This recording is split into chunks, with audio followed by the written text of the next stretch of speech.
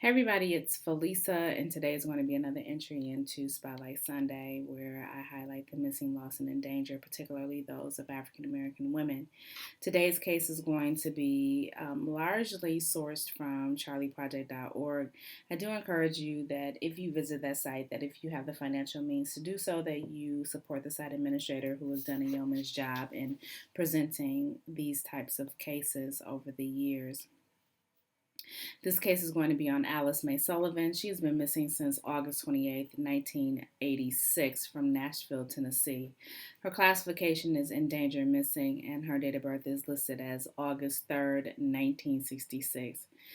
Today, she would be 53 years old. The age at the time that she went missing was 20, and her height and weight, as reported, was 5 feet 2 inches, 90 pounds. Her last known description of clothing was black jeans, a white shirt, and a black silk jacket. She is listed as an African American female, brown hair, brown eyes, and some agencies list her name as being spelled Alicia.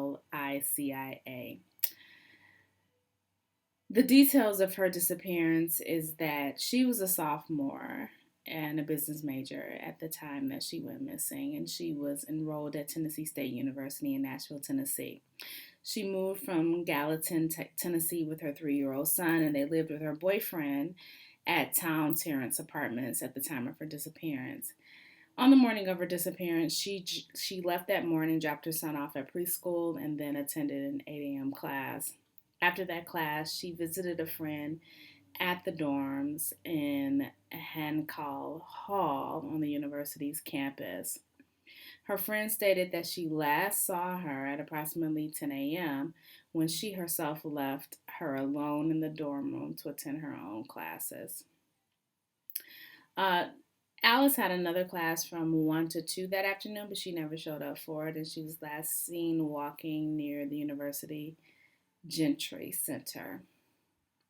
Alice's parents traveled to Nashville the next day to report her disappearance after her boyfriend told them she hadn't picked up her son from his preschool and hadn't come home the previous night.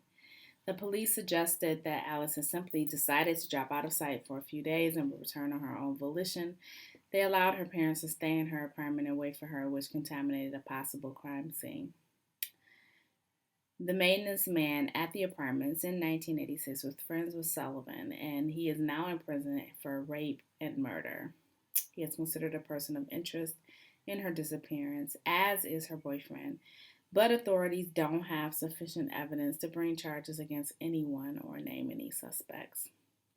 Foul play is suspected in her case. She was very close to her parents, and they don't believe that she would have left without warning.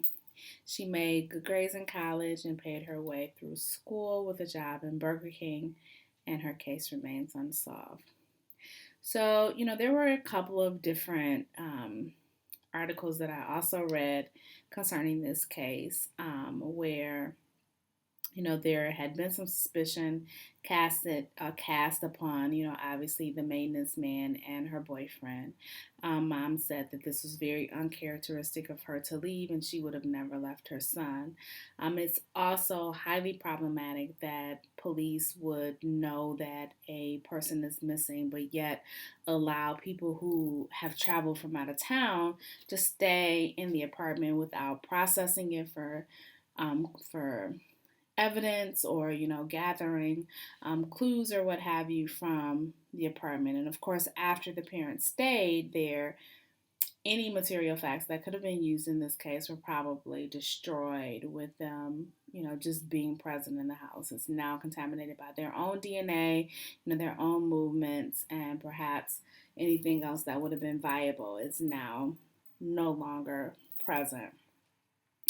I will say that this case is just baffling because she did obviously drop her son off at daycare. That's verifiable. She attended her 8 a.m. class. That's verifiable. She probably was out by 10 a.m.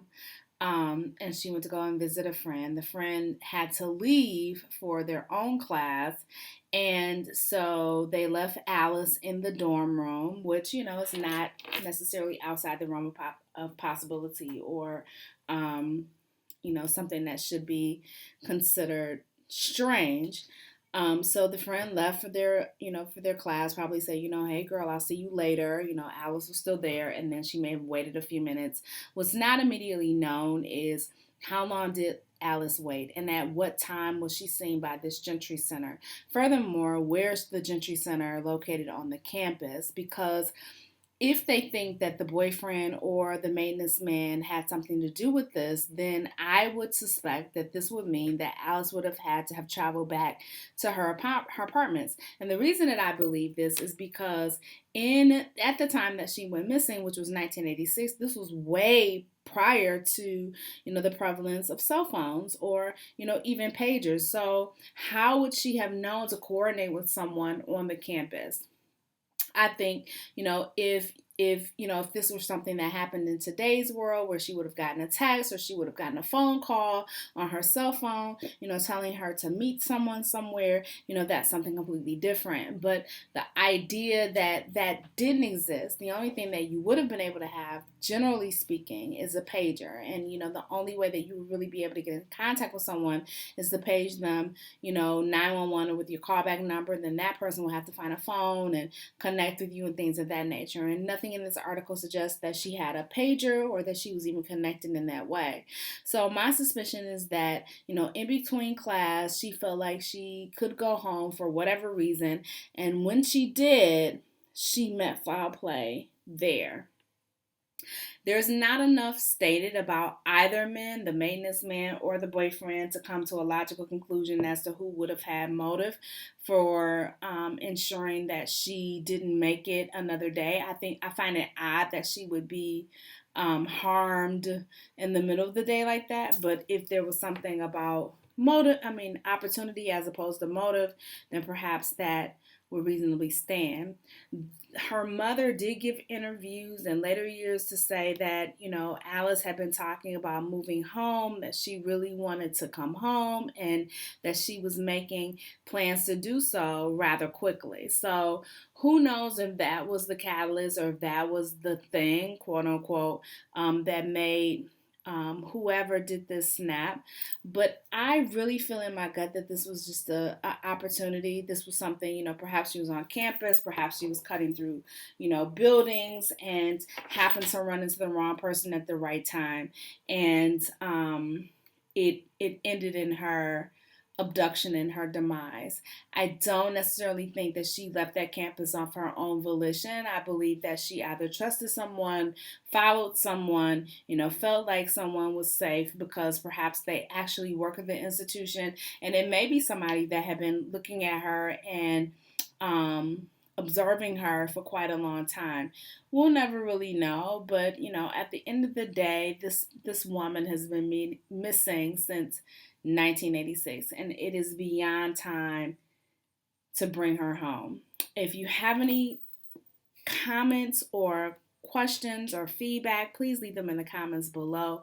All I ask is that you be respectful because Alice's family is probably still alive and aware of their missing loved one and has probably been in more pain than we can ever imagine since 1986. So it's just always my desire to present these stories humanely and with grace and with humanity, just putting the information out there so that people can be aware and to keep Alice's name in the forefront because she deserves to be heard and she deserves to be reunited with her family. If you have any additional information, please leave it in the comments below. You can do so via link or, via commentary, but I really just want to get away from conjecture and speculation because, again, people's loved ones and people's families do have access to that information, and I don't want to be a part of inflicting more hurt on a family.